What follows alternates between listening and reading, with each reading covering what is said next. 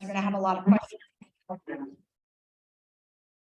But if we want to wait to the end for questions, because some of the slides may answer a question before or after. So with that being said, we're going to go ahead and get started. Again, thank you all very, very much. My office is literally about 4 minutes down the road on corporate, and we're always happy to get out in the community. And thank you again. We're happy to be here. All right. You want to use this? She said stand right there so you can see. Thank you, Tara. Will I be able to roll through the slides up here, or are you going to do it? Okay. Okay. Mhm.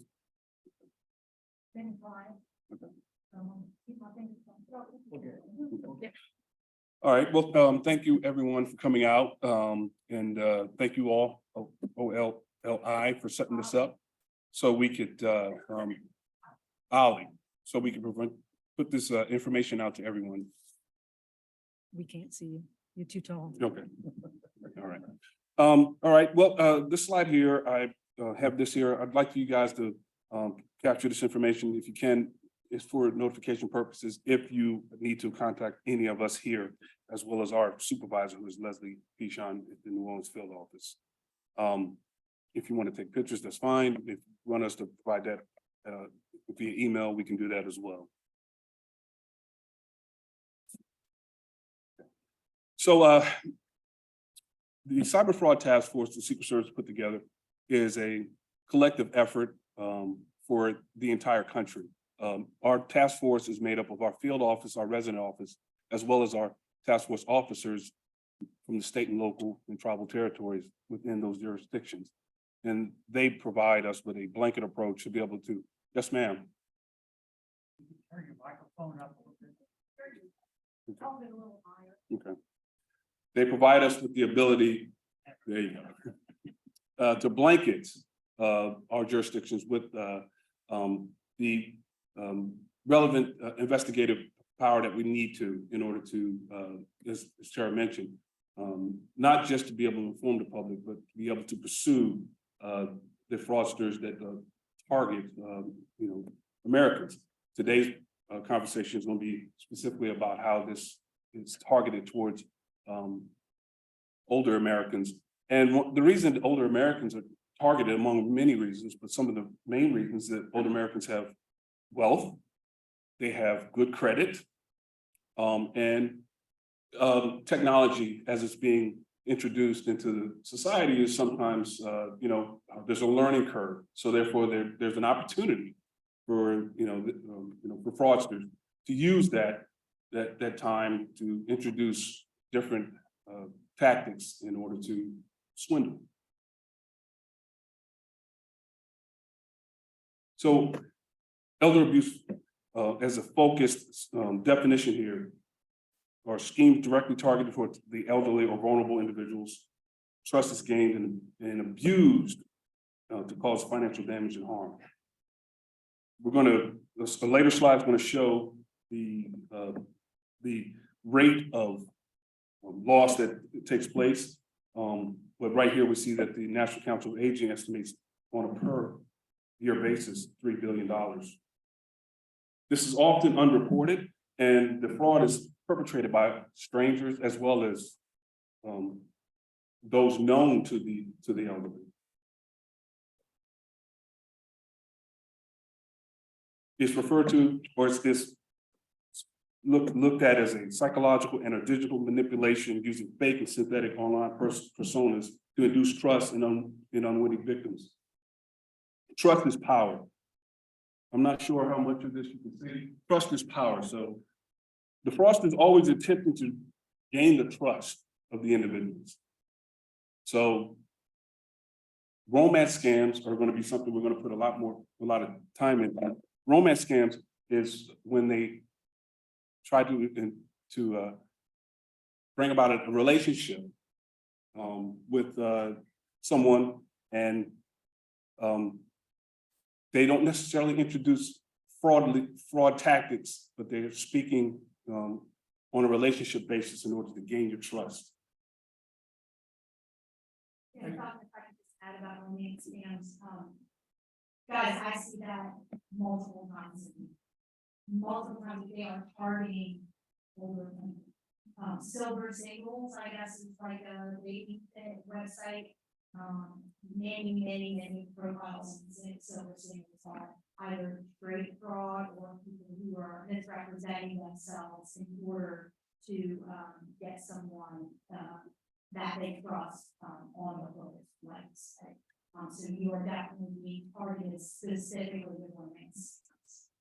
And it's kind of, you think about that trust thing, some of the profiles you can see, photos or how they build on your community. Hey, I also know someone, I'm a friend of someone else, so it's that easy level of introduction of trust that, hey, okay, I've tried to vet this person, best I know how. However, you know, the bad guy already knows, because he's already taken that information or that profile picture from somewhere else and using it, or choosing it to manipulate, you know, their target to get the eventually want. And they will play the long game. They have nothing but time. They will gain your trust for years if they work. People at home can't hear you from Australia. No, I can do that. Okay.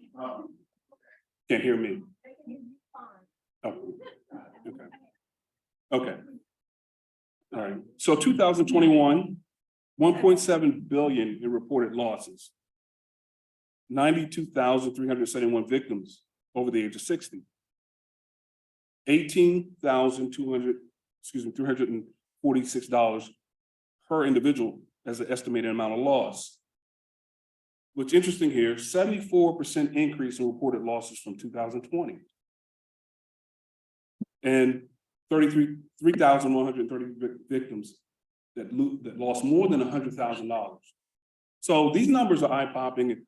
It's easy, you know, almost kind of to otherwise, like, oh, I would never find myself in that kind of situation. But all of these individuals, these are reported crimes to the IC3. All these individuals were scammed in some form. This was not a voluntary process. These are not criminal ventures gone wrong. These are individuals that found themselves on the victim side of a scam, and it was perpetrated through an internet source. Romance scam. False relationship usually fostered via dating sites, social media. Criminal actors create a synthetic profile and seek to establish romantic relationships with elderly targets. Scheme plays upon the lonely and the vulnerable populations to induce a financial loss. Much in the line of that, the investment scam, which we refer to as pig butchering.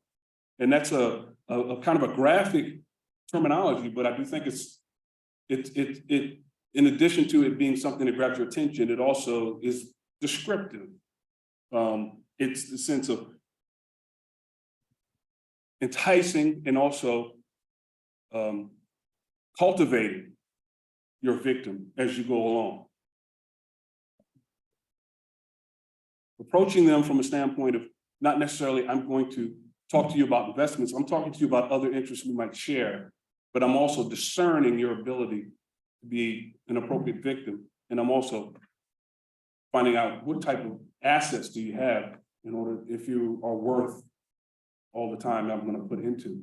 So this is something that you're not necessarily going to see on the front end. It's not going to be something that you notice right off the bat. There might be a shared interest on sailing, and a person on a chat site is approaching you and talking to you about this shared interest you have. But at some point, they're going to introduce an invitation to tap into a large investment potential. There's one thing to think about, what were y'all doing? Oh, there you go. Computer, got it. So one of the things that we're always looking for, most of us, I don't care what age, you're either looking for companionship or how to make money, right? So the romance scam and the investment scam. Hey, if I can make more money, maybe I can find another companion. Maybe if I find the right companion, maybe they got some money. So we're all looking for the same thing, right? In some form or fashion. So the bad guys know this also. So that's something you have to, keep in mind as you're, going about your day on the internet, this strange friend request, this strange investment opportunity. Think about the long game. Hey, somebody wants my time, somebody wants my money. Do I want to give it to them? Who do I want to give that to? We usually want to give it to loved ones, our grandchildren, our children, our friends. So if it's a stranger, not that we shouldn't be open and caring, but think twice. Yes, sir. So as part of this, one of the other scams we see is the overpayment scam, where criminal actors will reach out to someone, hey, I overpaid, or can you pay? I overpaid this. Can you take that money and send a refund of the extra funds back to me? Seems simple, seems innocent. The bill's been paid. There's no money to lose. I'm not going to lose any of my money. They've already overpaid. That's just the hook to get you to come in. And when you find that check that they send you, whether it be a treasurer check or a personal check or a commercial check, it's actually counterfeit. And by the time it goes to the bank and goes through the whole process, all your money's actually gone. It's not this bad guy. It's not this other person that you've trusted, this business account that you've built. That's what usually happens. And it goes pretty quickly, but unexpectedly. The government imposter scam, these are always my favorites because I even get, calls about these. I think we've all probably got these robocalls or these calls like, hey, this is so-and-so from Customs and Border Protection. You didn't pay your taxes on a cruise you went to. Now, remember what Tara already said. Your information's already out there. Think about it. On social media, you posted, hey, I just went here to go visit my grandkids. I went to go visit my son and my daughter. I just took this trip. I was on this cruise. Hey, you forgot to pay your taxes. And you're like, maybe I did. But it's just the bad guy using that little piece of information to manipulate their subject and their target to get their money. The government imposter scam, I always laugh about because they're like, oh, if you don't do this, we're going to get a warrant. We're going to arrest you. Now I won't deny to you. I've called plenty of people and say, I have a warrant for your arrest. You should probably meet me at the courthouse and make this easy for yourself. And most of those people, they know they're up to no good. So, but for most of us, we're good citizens. We do what we're supposed to do. We go about our lives. We pay our taxes. We pay our fines. So when you get this call and someone's like, you owe us taxes, you owe us this amount of money, I got a warrant for arrest. If you don't do this, I'm going to come and pick you up. This is what I always tell them. You know where to find me then hang up. It's just that easy, right? Because listen, if the cops want to find you, we usually find you, right? They know where to find you. If they got your phone number, they probably know where you live. So it's that little pieces of nugget of information that's already out there that they're using to manipulate and to use against you. So if you're in doubt, take a second, pause, think about the conversation that you're having, and then hang up. Because guess what? If it's really a real thing, they'll find you, they'll call back. But most of these, scammers, they will keep calling back because, like we've said, they've got nothing but time on their hands. So they can play this and run this until they get their end goal. I like to play the game with them. I have two phones. I have my work phone and my personal phone. So if I get a call on my work phone, I'll call them from my personal phone, and then I'll start the game with them, and they get the message. But keep that in mind. We talked about the romance scam. Just be wary of the dating apps. They track their online profile. One of the things, I'm also a Navy reservist, and I'm in the intel community. And I tell my young sailors, guys and girls, I said, listen, no one's approaching you at home on a regular basis because of how beautiful you are. Most likely they're not going to do it anywhere else. Nothing against your looks or anything, but if it's not something that happens to most of us, it's probably someone that wants something from you, and you got to be wary of it. Like they play the long game, they're going to play on your emotions. They're going to look for that time period. They're looking at this information that's out there. Hey, I just saw there was an obituary, saw your name, you were a brother or sister to someone. Now they're looking at that. Hey, this is a down time for them. Their guard is down. They're sad. Listen, if I'm going to do it to bad guys, I know bad guys are going to do it to us. So keep that in mind. And what they're going to usually try to ask you to do, they may not ask you for money directly. No, don't send me money. No, I don't want you to do that. That's too much. Can you send me a gift card? Can you send me a laptop? Could you send me, I don't know, a meal plan? You know, what's your credit? Just give me your credit card number. I won't charge more. Trust me, this is what they're gonna do. This is what they're willing to do. It's never gonna be the big ask. I mean, you're very rarely, you may get it, you know, that one bad guy that's out there that's willing to swing for the fences. Hey, send me 100 grand. I need this. It's usually gonna be that little thing, and that's gonna open the door to other things later down the line. Okay, I would think you should- Sure, absolutely. That's one of mine. Reminded me of one of our red letter cases that we had in my career, when you said the word obituary.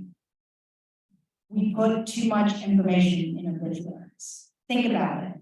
He was a lifelong federal government employee. He worked for the railroad. He was born on this date and died on this day. The case that we had, this individual would wake up every morning, get a coffee, look through the obituaries for the federal retiree, for people who were federal employees. Saw he worked for the railroad board. Call the railroad board, hi, I'm so-and-so, here's my date of birth, I'm changing addresses. Now his retirement checks, this was a little older case, so it was actually, we used to get checks in the mail. Now that check would go to the new address. Then that individual would call the hospital. I just had a patient expire on this date. Can you give me their Medicare number? Now she's got date of birth, date of death, Medicare number, the check's already going. Then she called his kids, because that's in your obituaries too, right? Hi, this is so-and-so from the Railroad Retirement Board. So sorry to hear your father's passing. We're gonna stop his payments. So for years, she would still get his railroad retirement payments because the kids thought they didn't have to stop him or notify. She was jumping on it. So when you said that about obituaries, it made me think of that old scam. Just be very careful with when you're doing obituary wise for your relatives, and just know that when you're putting in that obituary, it could be that last key of information that they need to create fake identities or to scam you. Okay, the other thing I wanted to mention when you're talking about scams and turning things into, you know, just go buy me a gift card, go do this. Who in this room understands cryptocurrency? You don't count, because he's probably the only one in this room that understands what it is, and if you guys want to talk to him about this, he'll be around. But if anyone asks you to go to a cryptocurrency ATM and convert money into crypto and send it to them, I would say 99.9% of the time, that is going to be a scam. Just don't do it. And if they get mad, tell them I told them not to do it, okay? Cryptocurrency is a whole brave new world. We're trying to keep up with it. We're trying to understand it, but it is being used for bad things. And I'll just leave it at that. Okay, go. Also, if we if we're running long on time, please let us know so we don't overgo. One thing I did want to touch back on is when FJ mentioned the overpayment scam.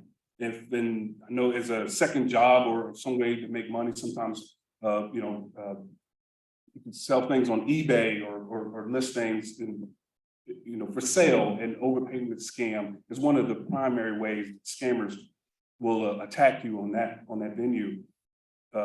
If it's going to be something they purchase online and it's going to be shipped to them, they will either provide you with a false PayPal receipt showing that, hey, I paid for this item, go ahead and ship it to me.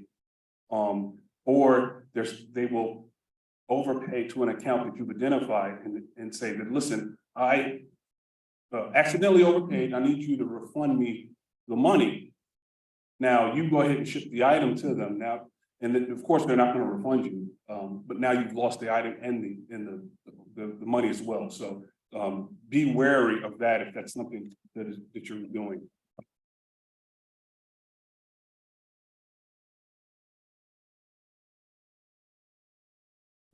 The text scam is also a primary way that a foothold can be obtained on a home network. If you're on just surfing the net and you're looking for the latest sales and you receive a pop-up ad indicating that your computer has a a virus on it, or that your bank has found out that you have a problem with one of your accounts, then you need to address this immediately. There's going to be a number provided in that pop-up ad. That number is going to be to that fraudster. And that fraudster is going to mimic a well-known company, just to give you a sense of assurance that you're talking to the right person. But the conversation will steer itself towards, okay, I'm going to go ahead and address your issue for you. I'm going to email you a link that I need you to download onto your computer. It's effectively giving them remote access to your keyboard.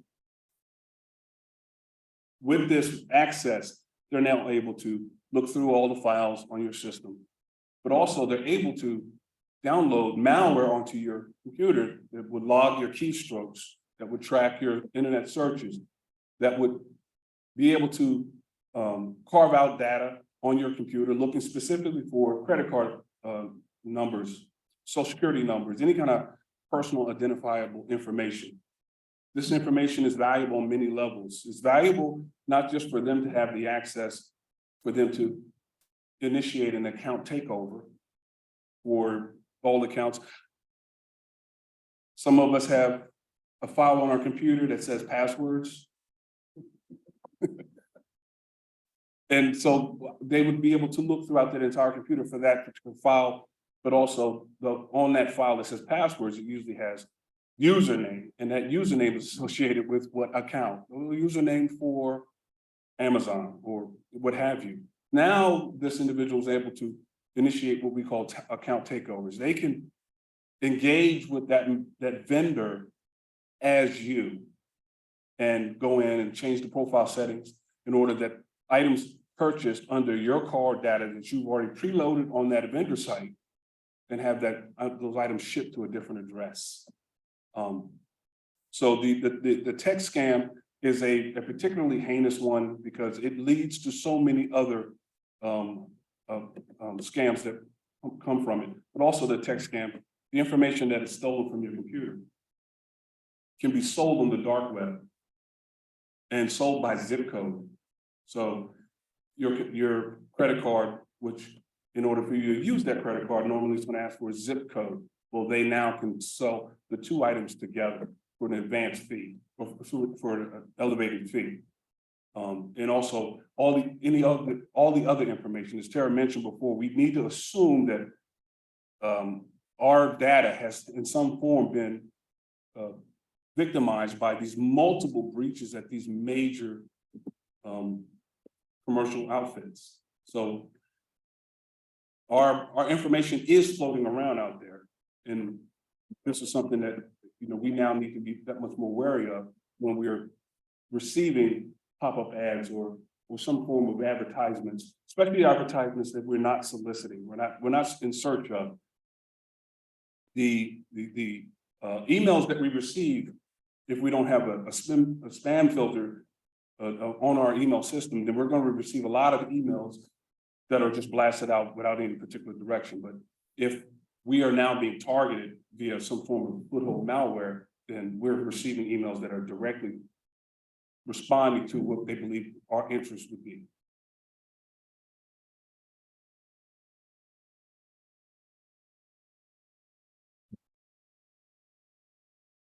The grandparent help in the kidnapping scam. When I first came across this, since I did hesitate actually to add this to the slide deck because I wasn't very sure that this would be something that this audience would necessarily embrace. But by doing research and looking at the Justice Department crime statistic reports, you would be amazed at the amount of victims that have been targeted with this very scam.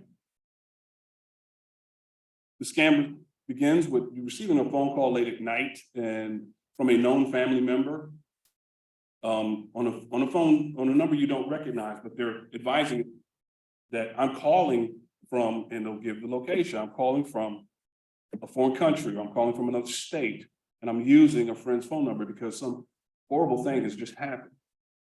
I need for you to help me out.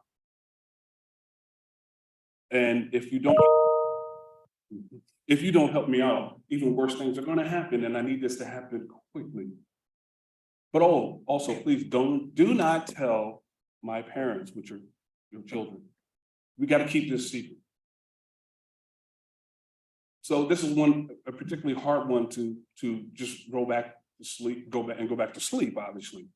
And many grandparents are subjected to this. Now, why would this be something that could take place? Well, moving back a few slides, from a text scam, from an online search, your computer is already under surveillance by the bad guys. So they now know that you are, what is happening in your life, which that ought to make you nervous enough, just knowing that active surveillance is being initiated against you. But they would know that your grandchild is in some form of travel status. They would know that the grandchild's name. They would know enough details about the situation in order to convince you that this is not something you can ignore, that you have to actually take action on this. Once the scam is fully orchestrated, usually a sense of shame sets in that causes a non-reporting of this incident. So to the extent that we have reporting that gives us a window or gives us an understanding as to how prevalent this is, we need to magnify that by 2-3 times, because the non-reporting on something like this is probably one of the highest.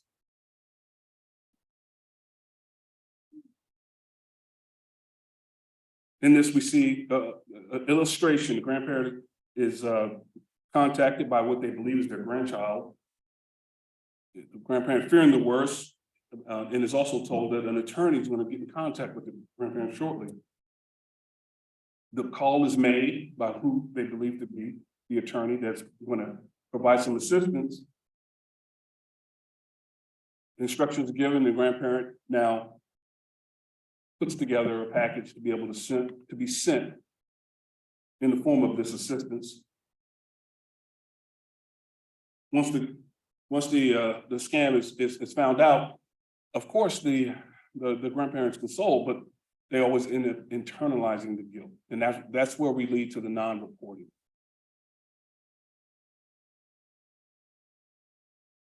The business email compromise. You want something? So, what we also find is with most of the elderly, they still have businesses, they still work, they still do things, they're still actively, employing themselves, employing others. And we see the threat of the business email compromised. And this is kind of a long game, but it's a very profitable game, and it works very well. It started with either real estate or some kind of attorney, clientele, communications, or some kind of investment scheme, and what we'll see. So they'll start with, and they'll find their victims, LinkedIn, advertisement, they'll send an email, phishing email that they're just looking, or there's some kind of ransomware onto your computer or even your phone. Some of the tactics that they use, and if you take a really good close look at the emails here, this is how they get you, and this is how they link you, they hook you in. So your email, whatever it may be, or your suspecting email from a trusted email from, say, your grandson Felton, or from your son Felton, and it'll say, FeltonJoseph@gmail.com. And you're used to seeing that. You're used to getting emails from FeltonJoseph@gmail.com. But what the scammer will do, what the fraudster will do, they'll change it just a little bit, and it'll just be that one small chance.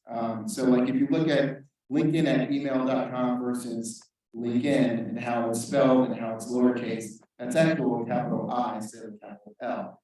Now, in our speed and our haste in our daily lives, we receive an email, we open it up, and we click on the link, we download that attachment without thinking twice. Instead of what I, as a military and some of the cyber fraud that we tell people, hover for cover. Take your mouse, put it over that subject heading, put it over the name of the email, and see what it actually says. What you'll see is that it will actually show you what the real email address. So you think you're getting an email from feltonjoseph@gmail.com. What you're actually getting is an email from bad guy somewhere across the world.com. But to the unlooking and unsuspecting eye in your haste, you click on that, you open it, and now you become part of the business email compromise. And this is done through either your business, your personal email, what we call a phishing email, where they just send out the email to see who they can get to open it and be part of the scheme. Here's an example of one that we see. Probably hard to see, but it's from, it looks, legit. It looks like it's from Chase Bank, but there's misspellings in the email address. There's misspellings in how the email was written. It's poorly written. There's grammatical errors. There's capitalization errors. So these things, when you're reading it, take a time. If you have even the smallest feeling or angst about it, step away from it. Shut your eyes. I have to do it. I teach my kids to do it. Like, listen, if you're reading something, look away for a minute and then look back at it. Something we also do, in training. They tell us to check twice because our eyes will fool us. I don't care what age you are. So take that time, take that short second, that breather to take a look and see what you're actually seeing. And you'll probably catch some of these emails sent to you. Once the email is sent and you've now become part of the scheme, the compromise, hey, you were sending money to this business to pay for this good or service. Hey, we've changed our email address, we've changed our address, we've changed our banking information. Just send it here now. Okay, that sounds legit. Things happen, businesses change, accounts get, frauded, upon, and so we have to do this. What I would always advise everyone to do is pick up the phone and call that actual business, call that person you actually deal with. You've been sending them checks for a while, and the bad guy knows because they've been watching. They've done their research. They're looking for you to follow these instructions. Take that time. Hey, I got an email from you, Bob. Did you really change your bank account? I'm probably going to say no, or he's going to say yes. Did you get my email? Okay, well, let's verify some numbers. And you can do that. Now, some of the more sophisticated bad guys, no, they'll set up a scheme to intercept phone calls that we've seen, but the more likely, just pick up the phone to call that person, that business you usually deal with, to verify the information that they just sent you or where they want you to send money. Now, it sounds a lot. We talked about the virtual currency. If they're asking you to send you virtual currency or digital currency, most likely it's at this time in our world, it's for not a good cause. So I would just say no. If you won't accept the check or cash, we can deal with it another way, meeting somewhere. So I would tell people to do that. Stay away from large capital withdrawals. Hey, go make a withdrawal, get a money order, send it here. If you've done business with someone or dealt with someone or paid someone in a form that's been acceptable for months or years, now all of a sudden it's a change, pick up that phone, ask questions, why the change, what's going on. So this is kind of more how the email compromise goes. They'll contact your employees. They may not even contact the business owner directly. Most likely they're trying to find that link, that chink in the armor that they can get into your system to see where your money's going and how you're doing it, and how they can penetrate and how they can target the person. Hackers will get in, they'll send that bad email, you'll click on a link, and then they'll send instructions that seem legitimate of where they want you to send the money. The money, and then it's usually sent to someone else that's actually part of the scheme, either knowingly or unwittingly. Fortunately, we had a case here where a lady became part of kind of a phishing scheme. She was receiving cash from other persons, taking that cash and changing it into digital currency or money orders and sending them out. When we asked her why she did this, she said, well, they were paying me $200. Well, how did they get this? So they sent me an email. Did you talk to them? Yeah, they looked through my computer. So she had gone the whole gambit. Giving them access, giving them their phone number. She mailed a copy of her photo ID to someone. She had never met or talked to any of these people at all. So this is how it works. The money's laundered. It's usually a first hop somewhere here in the United States, and then immediately goes outside the country because we're looking for that. They know law enforcement's looking for those large funds that are being wired across the seas. So instead, they'll send it to someone else, and then they'll send that money out. Some of the red flags to look for: large transfers, to foreign countries. Hey, you've been dealing with this country, can you now send a check to somebody in Abu Dhabi? Well, I don't know anyone in Abu Dhabi, so why would I do that? So pick up the phone, call. Missing checks for some odd reason, as part of, elder abuse, unfortunately. What do we say? We see some people that are trusted individuals, stealing checks, using those checks, having access to accounts that they had as part of trying to help that person. They're now manipulating, taking advantage of it. And then repeat communication. Hey, you didn't follow instructions. They're going to call you back. You got to do it like this. And they're badgering you, or they're pushing you to do something. So keep that in mind. Way to mitigate this: contact your bank. If someone's asked you to do something, pick up the phone, or if you can physically go to your bank. Most banks, they provide the customer service as they're trying to help defeat some of this elder abuse. Hey, I got an email and a call to do this. Should I do it? Most people will tell you no, how to deal with that. If you've been asked to change your phone number or email, verify that with the bank, with someone in front of you, or with someone that you trust that has helped you before in the past and scammed you. And then set some, privacy settings on your social media. I have Facebook. I've been argued and yelled at because I don't post enough on Facebook. But I said, you know what I look like. So why do you need to see pictures of me? And they're like, yeah, you're right. And I said, you know what my kids look like. So why do you need? But they had a birthday. Well, everyone in the world doesn't need to know what my kid's birthday is. So put those settings on. Ask someone in Facebook, and a lot of these apps will give you the information in the directions on how to set your settings. So now you're putting out all your information. And disable these remote desktop protocols. No one should be logging into your computer unless you ask them to.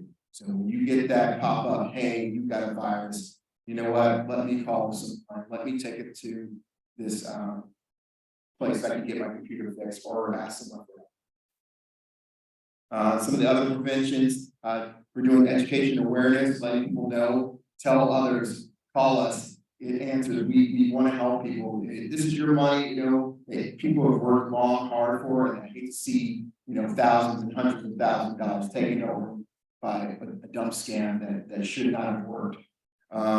Multiple verification for financial transactions. Hey, you're trying to send a wire to somebody in Omaha. Do you want to do this? Yes. What is the password? Guess what? That works. That even works on some of my kids. So if I see, I get the alert, hey, somebody's trying to buy something on Amazon. No, not today. So do that. Jay, Yeah. just reminding you, we wanted to start at Right. top 3 and lot of practice. I do want to add this. I do want to add this one thing. I do want to add just one thing about when you mentioned about the banks. The banks have legal duty to know their customer. That's what it's called, know your customer. Trust your banks. What we are doing in this room, we do all the time with the banks. We're very, very good partners with the Louisiana Bankers Association. I was just on the phone with their attorney yesterday. As a matter of fact, today there was a luncheon with the Baton Rouge Bankers Association. We're constantly talking to the banks about new schemes. So trust your bankers. If you go to the bank and the bank says, I don't think you should send this wire because it's a scam, trust them. Okay? Okay. This is our last slide. We'll open up to questions. Felton hit on a very important thing.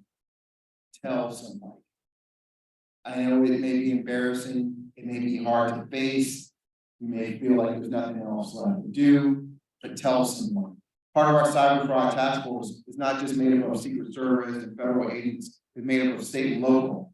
Pick up the phone, call your local PD, they can take a report at least, and then they can call us. And part of it is, hey, Felton got hit in Metairie.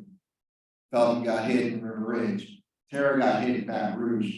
Hey, but it's all the same phone numbers, the same email. Now we can take that information, put it together, and maybe get some of that money back, or actually find the person that's doing it, or at least we could stop it. So, awesome. These are some avenues you can make contacts and make reports. Real easy to do. They get searched. I get called about some of these reports. Hey, this person in your district is part of this scam. Can you reach out to them? Can you help? Can you stop the wire transfer? So we can do that. And with that, we'll open it up to any questions that you may have.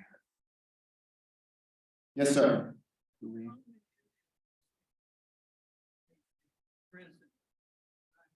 Prisoners, are their calls monitored? Sir. Repeat the question. Oh, so the question is, how often are scams originating out of prisons? Is that correct? And are there calls monitored? Well, prisoners are in prison usually because something wrong. So I would say there has been levels of scams that are originated out of prisons. Because guess what? Those people get phone calls, they're communicating with the outside. Some of these prisons, they have access to the computer, depending on where you are. They can still write and send letters. So guess what? If I got nothing but time and effort and work, I'm already in jail, why not try it? So I'll give it a go. So yeah, unfortunately, we have seen that. We can break those up because those things are monitored calls. So we can go to those and kind of usually shut those down. They don't usually last too long, but we have seen it.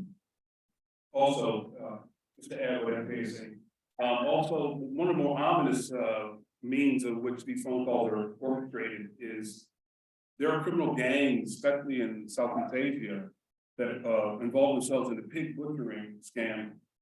They'll lure individuals to the country on the promise of a job. We have a great job for you.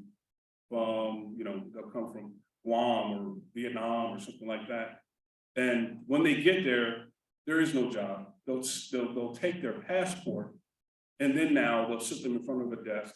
We'll give them a call sheet or a whole host of email addresses, and then now is their job to earn their freedom by scamming Americans and sending out emails and engaging in conversations or engaging in interactions that are designed to pique your interest because they share your interest to set you up for the investment scam.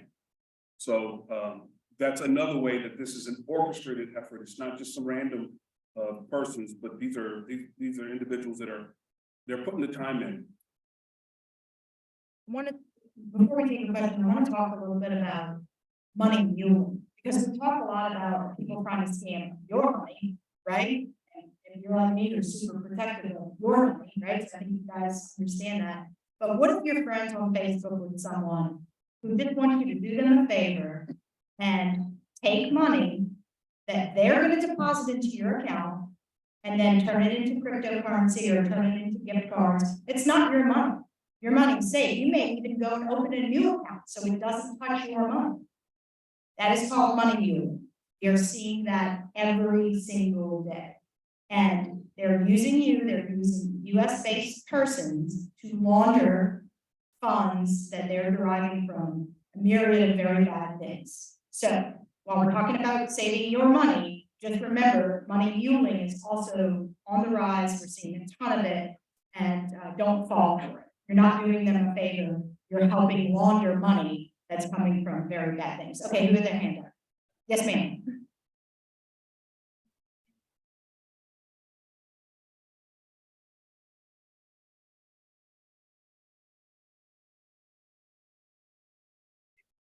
So the question was, can we send our information? We can,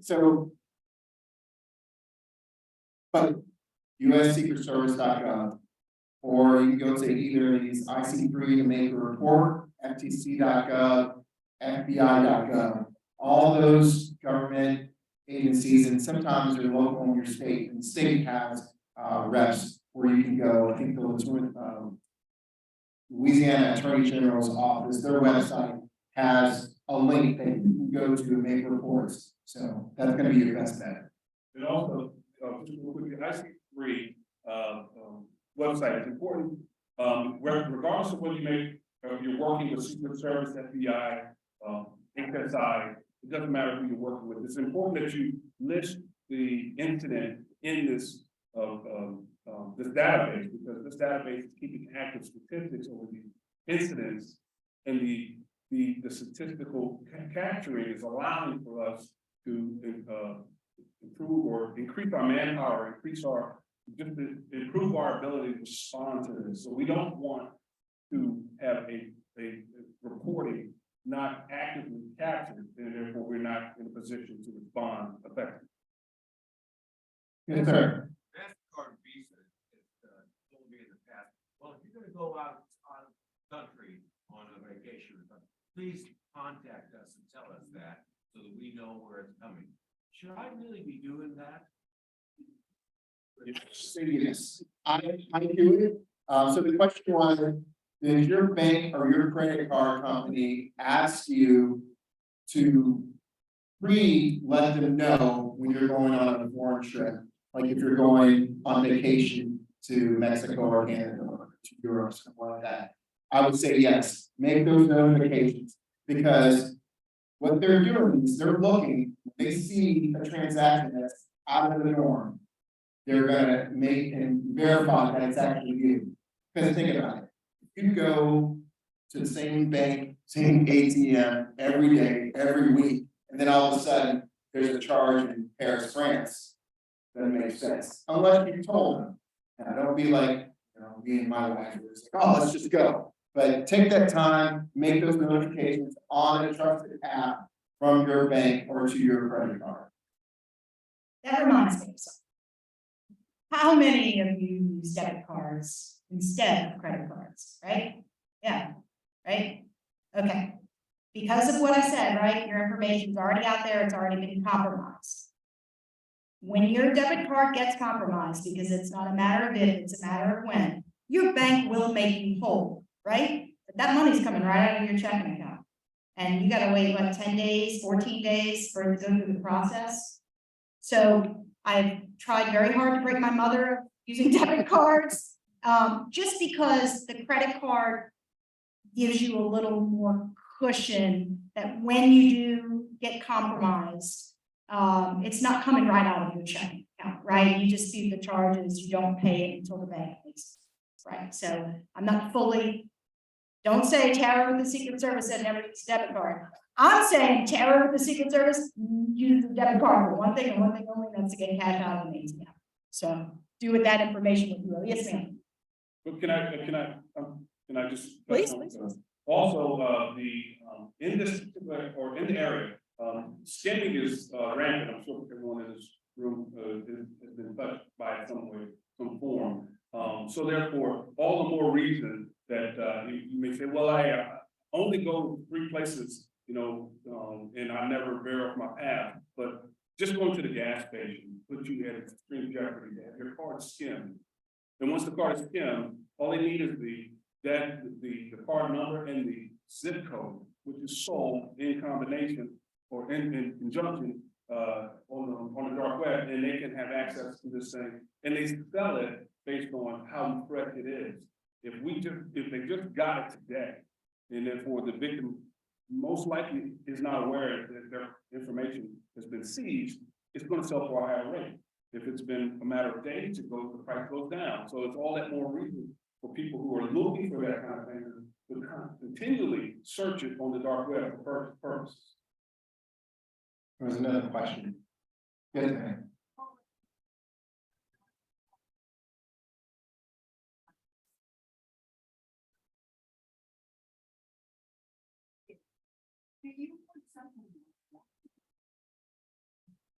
So the question is, over the years, she's received calls about the grandmother scam, and she usually does the right thing, says you're kidding, hangs up.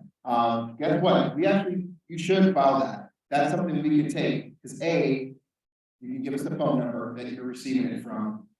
someone else has probably got the same call or fell victim to it. Remember, we were talking about, hey, Felton got scammed in Metairie, Tara got scammed in Baton Rouge, Felton got scammed in River Ridge. We take that information, and we start to build our cases, and we take that intelligence and we say, okay, this call is coming at this time of day from this phone, from this time. And we kind of look at it and we can say, okay, maybe call the carrier, call the service and say, can we block this, turn this off as part of the scheme? So yes, that information is valuable. Yes, ma'am.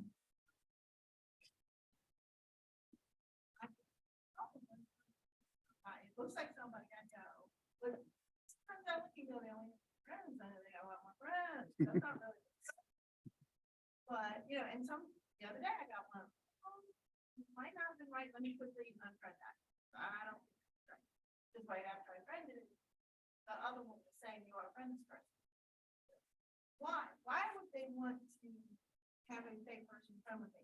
I do not put my pictures do not go on Facebook. My camera, my phone is not allowed to take my pictures and put it on Facebook.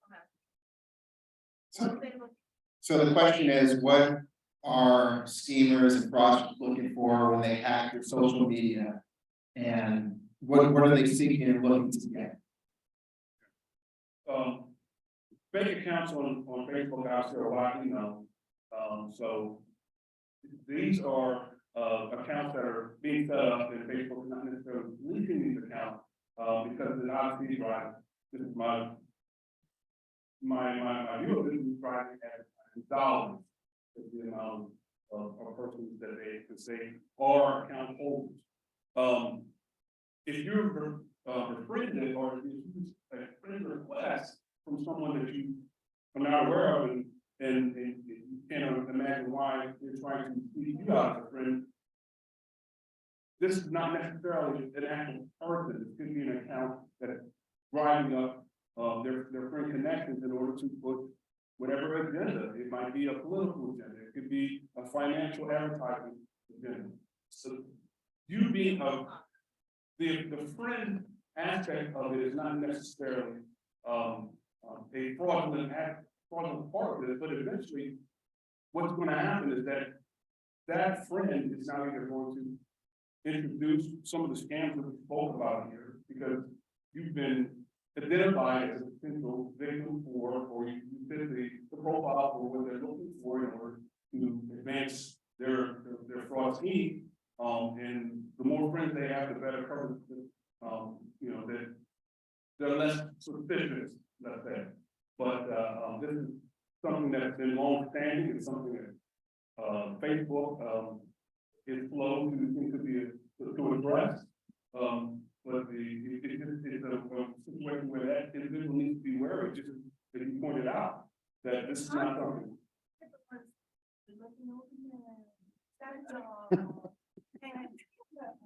Well, that's so glad you mentioned. I'm so glad you mentioned that, because part of the romance scam, it's they have some telltale signs. The romance scam is such a prevalent scam that now the makeup of it is something that even has statistical value too. So overwhelmingly, the profile is going to be a Western or Australian male. Obviously, he's going to be a very good-looking individual. He's going to have some form of interesting lifestyle, and he's going to express a desperate need, and he's going to become very fixated with you very quickly. They all have the shadows. Did you notice that? That's big red flag. He hasn't found a razor in 5 days. I mean, it's good that you mentioned this, because guess what? You may not actually be the target. You're good. You're very conscious. Your private settings are set on Facebook. I know I'm probably not going to get you. Maybe I'll get one of your friends then to be a friend. I'm not actually going to target them. Maybe someone else, but someone down the line that's you kind of vetted me now. You're You made me a legitimizing. friend. Yeah. That's who I'm using you for.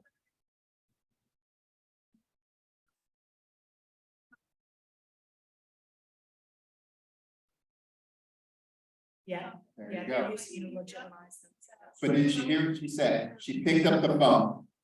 Hey, I got this friend request. Why are you friends with this person? Do you even know him? Well, I knew him through this person. She picked up the phone, verified, never mind, pass, so. Here's the thing about Facebook. You do not have two-factor authentication on your Facebook page. Leave today and make that the first thing you do. Okay, the two-factor authentication is you log in, you get a password, your password, and then it will send you a text message to your phone with a special code. Most financial institutions are going to that. Any social media that you have the option to put two-factor authentication on, please do it. It is on every single one of my accounts. It is now on every single one of my Facebook, my friends' Facebook accounts and my relatives' Facebook accounts. I have an 82-year-old great aunt that lives in Slidell who got Facebook hacked, and the little girl changed her profile to, she's like an 18-year-old Korean girl, and my Aunt Judy is apoplectic. This girl is sending. But she didn't anything else about Aunt Judy's Facebook page other than all of these pictures of her. So two-factor authentication, right? Yes, I mean, yes, that is always. one of the most important things we want to do. Yes, ma'am.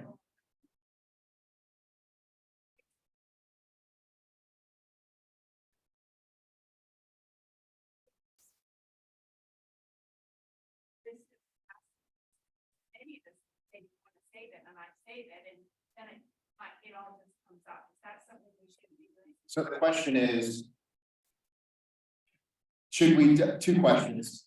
Should we, even on our phones, have two-factor authentication for social media? And when the internet sites request, do we want to save our password, either like Fireproof, or Samsung, or Apple? Should we be doing that? So, yes, when we have the icon on our phone, and as we open up and we tap and we are given the option to, log in effectively, there are privacy settings within the app. You can have a facial recognition. You can have a fingerprint. So therefore, that's a form of verification as well.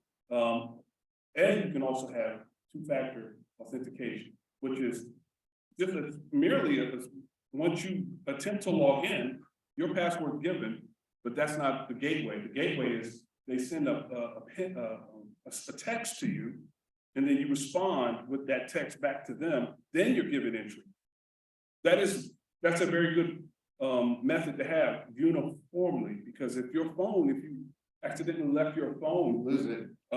and let's say, for reasons, hey man, my password for my phone is gonna be 1, 2, 3, 4, and I just don't want to remember nothing else. I mean, it's one of the first things the person's gonna cry if they pick your phone up. And our phones are treasure troves of information. There's so much on our phones that we really don't realize that if the person is looking to conduct scams, they don't need to look any further than that device we have, because it carries everything. So yes, ma'am. For the icon or the app on your phone with Facebook, inside Facebook, when you're in Facebook, in your profile, you can go to security settings and you can select it. I want to use a thumbprint, or I can use facial recognition, and using the camera on your phone, and they'll have you. And that's a much more secure way to go about it, because times are our phone, we're going to lose it at some stage. Yes, sir. Thank you. I recently received an email from a person that was in fact in my contacts. It was a little out of character, and I actually looked before I attended this presentation. It occurred to me, I should check to make sure that that email is in fact the same one in my contact. It was. The email asked, "Do you order things from Amazon?" And it seemed like an innocent question. I responded, honestly, no, I do not. So I received a second email. This time I noticed that they had changed a number of person used 3 numbers in the email. The second time the email contained 1 extra number, repeating a number. And they went on to explain, I wanted to buy a gift for my niece. I'm having trouble with my credit card. Can you help me out? I knew this was totally out of character for the person. Delete. I'm wondering, don't mind answering the email saying, no, I do not, or am I compromised? So the question was, there you go. So the question was, is their email compromised based on someone else's email compromise? Part of me would say yes. And what I would suggest you do, go in, change your password, change access, change some of your settings, and change some of your security questions. Right? Do we ever think about those? So yes, it was smart. If you get those emails, hey, do you order legitimate or from someone you know? Why would you ask me this? Once again, pick up the phone. What's up, man? Is your email compromised? You've been hacked? They're gonna be like, what? That's probably the sign. So yes, there's probably a chance of it. What I would suggest you do, change your password, change your settings, change your security questions.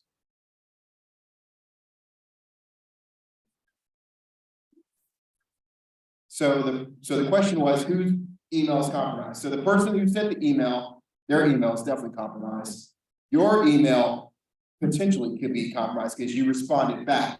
That's why I would suggest you go in, change it, update everything, or delete and get a new one.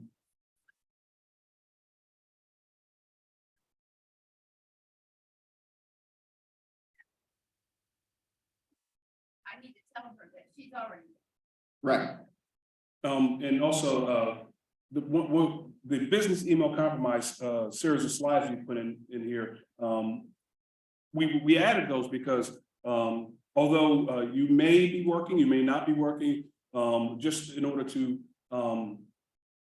bring to light that the email itself is the central theme, and a compromised email is rather easy to come across. All the person needs is your email address, your login, your password, and then effectively from email, they are you. Because you're able to log into your Gmail regardless of what device you're using. It could be a phone, it could be a computer, you could be in Australia, you could be in Georgia. So the email compromise is one where effectively a new identity is being orchestrated, or a person is adopting the identity of the email and now pushing out traffic under that known person. It happens when it happens in a business setting, it can be from the CEO. The CEO is now emailing the CFO and saying, hey, that new account that just came across your desk, I know you never send money to that guy, but you need to send money to him today. Signed, boss. And it's his email. Well, because his username and his password has been compromised. Why is it compromised? Because most of us use the same password for every account, so we don't have to remember it. Don't do that. Do not use the same password for every account. Absolutely not. So a compromised email is rather easy. This is if they were saying, if you have reason to doubt, get on the phone and call the person. If you know that person and they're emailing you, verify what they're saying to you, because this is one of the more easy ways for you to be scammed.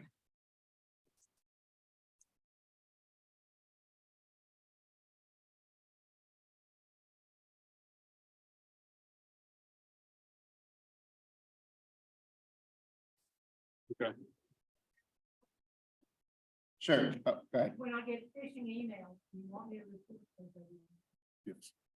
So the question is, when we get phishing emails, do you want those to be reported also? And the answer is yes. Go back to those.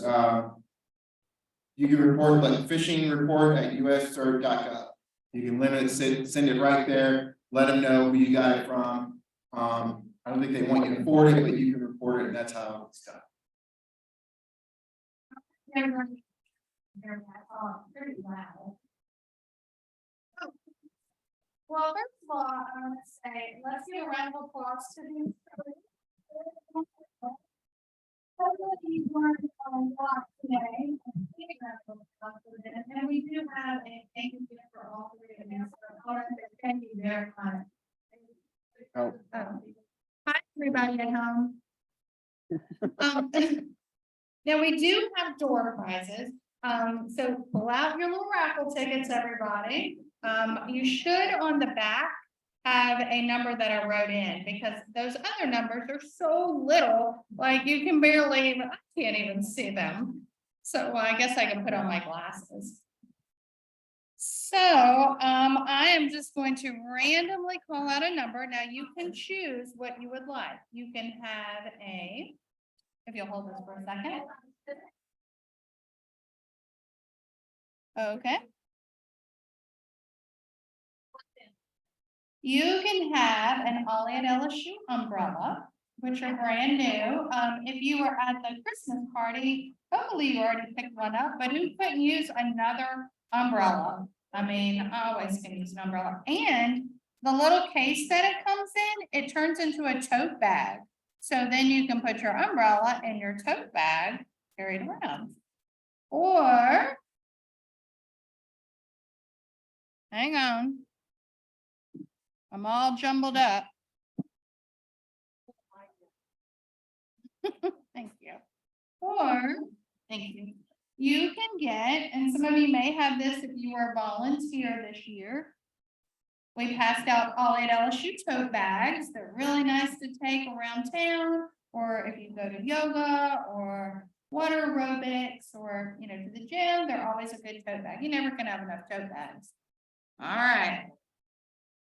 So you get to let me know which one you want when you get up here. So randomly, I know that my numbers are 1 through 79, 78. Well, I know which numbers haven't been picked. So that are still in my bucket. So how about number 6? Anybody number 6? Oh, there we go. Miss Juanita, come on up.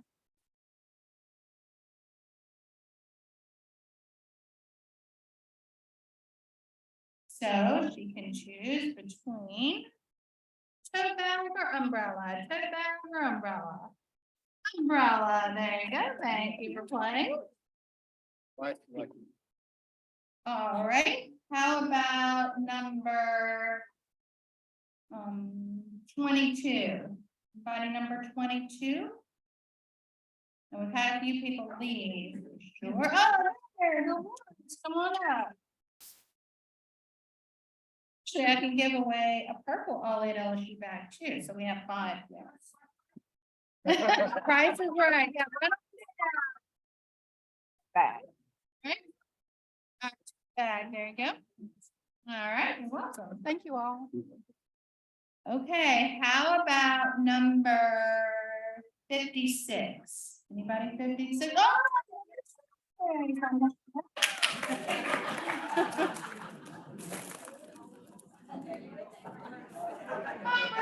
Tote bag, umbrella or tote, umbrella. All right, these are your gifts, guys, so I'm just gonna leave them here. So I'm gonna give away this little purple bag as well. Okay, so your choices now are purple OLLI LSU tote bag. Ooh. Or this tote bag. Woo. Okay, how about number 72? 72. Going once. 70. All right. Oh, wait, what are you pointing at her for? You gotta come up and do that. That's 72. Right, that's right. This. That's 72. Excellent. Or the tote bag, the purple one? Okay, there you go. All right, last tote bag. How about 35? 35, anybody? 35, going once, twice. Oh, all right, that's it. How about number 30? There we go. Down. We're at the OLLI LSU event. Very good. Thank you all very much. And if you have any other questions, stay behind and we can have them ask, or you can ask them. Also, too, don't forget that they have these coloring books for your grandchildren or nieces, nephews, great nieces, great nephews, nieces, and nephews. Pick one up in the back and take it with you. Thank you again, everybody. Oh, no problem. Thank you. Great. Oh, yeah.